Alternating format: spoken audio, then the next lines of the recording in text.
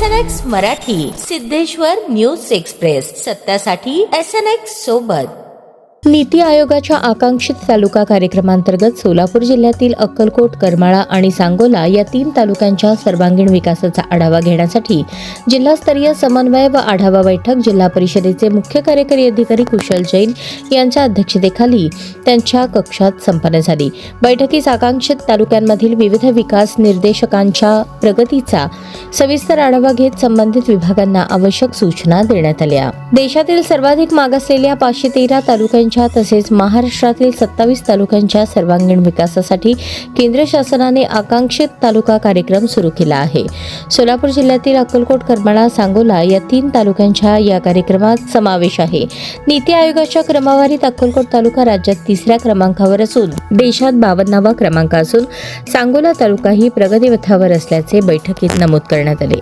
आकांक्षित तालुका कार्यक्रमांतर्गत आरोग्य, पोषण, महिला बाल विकास, शिक्षण, कृषी, पर्यावरण, पायाभूत सुविधा आणि सामाजिक विकास या क्षेत्रातील विविध निर्देशकांवर विशेष भर देण्यात येत आहे। जिल्ह्यातील आकांक्षित तालुक्यांच्या प्रगतीचे 38 निर्देशांकांच्या आधारे नियमितपणे मूल्यमापन केले जात असून बैठकीत प्रत्येक विभागाच्या कामगिरीचे सादरीकरण करण्यात आले।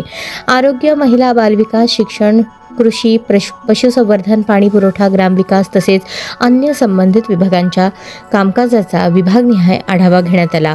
प्रलंबित बाबी तातडीने पूर्ण करून शासनाचे निर्धारित केलेली उद्दिष्टे वेळेत पूर्ण करण्याचे निर्देश मुख्य कार्यकारी अधिकारी कुशल जैन यांनी दिले।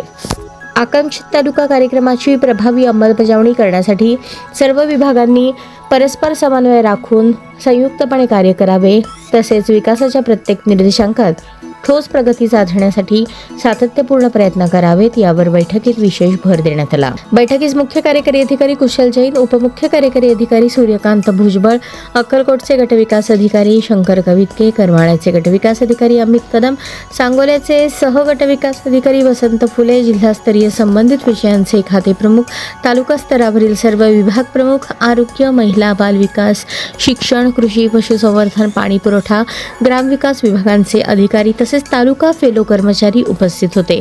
अक्कलकोटची राज्यातील 3ऱ्या क्रमांकाची कामगिरी कायम राखत आणखी उंचावणे, करमाळा व सांगोला तालुक्यांच्या प्रगतीला गती देऊन आकांक्षित तालुका कार्यक्रमाच्या उद्दिष्टांची प्रभावी पूर्तता करण्याच्या दृष्टीने ही बैठक महत्त्वपूर्ण ठरली।